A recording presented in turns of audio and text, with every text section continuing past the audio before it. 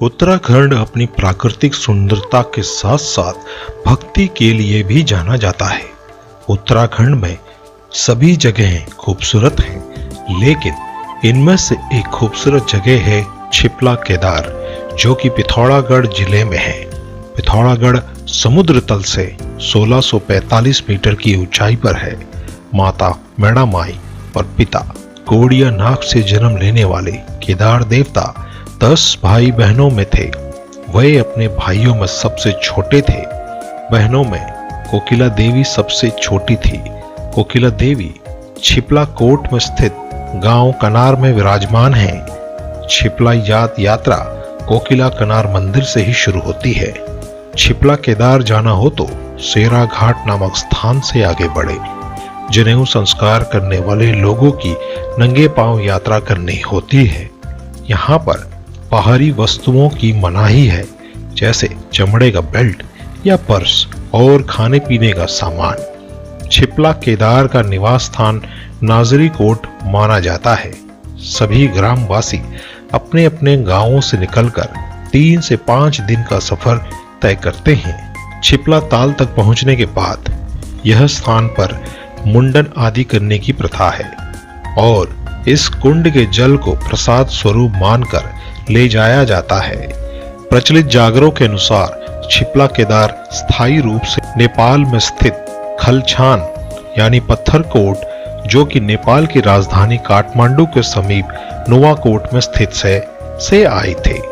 घर में सबसे छोटे होने के कारण छिपला केदार भाभियों के लाडले थे, लेकिन उनका अपनी भाभियों के संग हंसना खेलना उनके भाइयों को पसंद नहीं था। उन्हें छिपला केदार पर शक होने लगा और उन्हें मरवाने की साजिश रचने लगे। पहली साजिश में वे उन्हें तराई के जंगलों में छोड़ आते हैं, लेकिन वे वहां से वापस आ जाते हैं। दूसरी योजना में उन्हें तराई क्षेत्र के राज्य में छोड़कर आने की हुई, जहां डाकू उन्हें मार देते, लेकिन छिपला केदार यहां से भी बच के आ जाते हैं। अंत में वे एक के बाद एक षड्यंत्र करते गए और वे सब उनमें विफल होते गए। अंत में उन्हें बकरी चरवाने के बहाने तराई पार कर काली नदी के निकट के जंगलों में ले जाते हैं, जहां पर यारमी चारमी नामक दुष्ट शासक राज करता था। उसके 12 पुत्र थे और 240 शिकारी कुत्ते थे। इस क्षेत्र में घुसने से सभी डरते थे।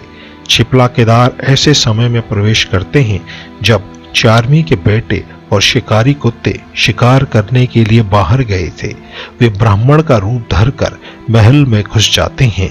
चारमी की पत्नी उन्हें बहुत समझाती है कि उनके आने से पहले वे चले जाएं, लेकिन छिपला केदार पहले से ही सब जानते थे। थोड़ी देर में ये सब आ जाते हैं और ब्राह्मण को देखकर चकित रह जाते हैं। कानाफूसी होती है कि भोजन के उपरांत इस ब्राह्मण को देख लेंगे। वे सब माड़ में चले गए। छिपला केदार उनकी मनोदशा को समझ गए थे, अतः छिपला केदार ने माड़ की सीढ़ियों को उलट दिया।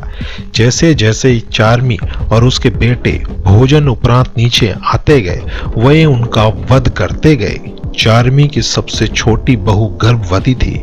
उसकी हत्या के बाद ही उसके पुत्र का जन्म हुआ, जो छिपला केदार से चिपट गया। जागरों के मुताबिक वह बच्चा छिपला केदार से 12 दिन तक चिपका रहा।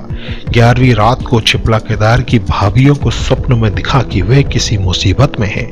अतः अगले दिन उन्होंने कौवे को संदेश भिजवाया। जब कौवा वहां 12वें दिन पहुंचा तो बोलने लगा, क्या भूली रचे छिपला केदार छोलिंगा बिजौरा, यानी कि क्या भूल रहा है छिपला बिजौरा किससे छिलता था। तब उन्हें याद आया कि उनकी पीठ में एक छुरी है। उस छुरी की मदद से वे उस नवजात से छुटकारा पाते हैं। ऐसा माना जाता है कि उस बालक के खून की छींटे आज भी नाजुरी कोट में राता पौड़ के रूप में विद्यमान है। इस प्रकार 11वीं चारमी के शासन का अंत हुआ। मित्रों, इसके बाद छिपला केदार अपने पैतृक गांव नहीं गए और यहीं बस गए और यहाँ पर लोग उनके द्वारा आशीर्वाद से अपना भला कर रहे हैं और इस क्षेत्र में उनकी कृपा दृष्टि बनी हुई है। जय छिपला केदार, जय देवभूमि उत्तराखंड।